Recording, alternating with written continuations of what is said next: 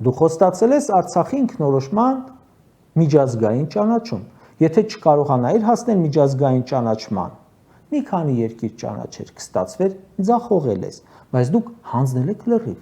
Դուք ասել եք ինչքան սփյուռքահայ գործարար կա, ներդրում է անելու Հայաստանում։ Եթե մի քանի միլիարդ դոլարի ներդրում լիներ, կասեինք ձախողել եք, որովհետև դուք 100 միլիարդավոր եք խոստացել,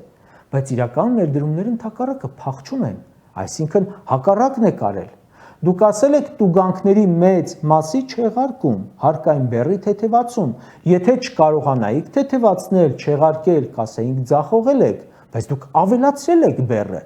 նոր տուգանքներ եք հորինել։ Դուք ասել եք արտաքին պարտքը չենք վերցնելու այլևս։ Եթե դուք մեկ վերցնեիք պարտք, կասեինք ձախողել են, խոստացել են, բայց հակառակն են անում, բայց դուք կրկնապատկել եք։ Թոշակի խոստումը իր հերթին, աշխատավարձը իր հերթին, բանակի հզորացումը իր հերթին, գործարարներն ու մյուսները իր հերթին։ Ցանկացած մեկը, որ նշանակում է անգամ հիմնարկի տնօրեն ու չի կարողանում իր խոստացածը անել, հրաժարական է տալիս, հեռացնում է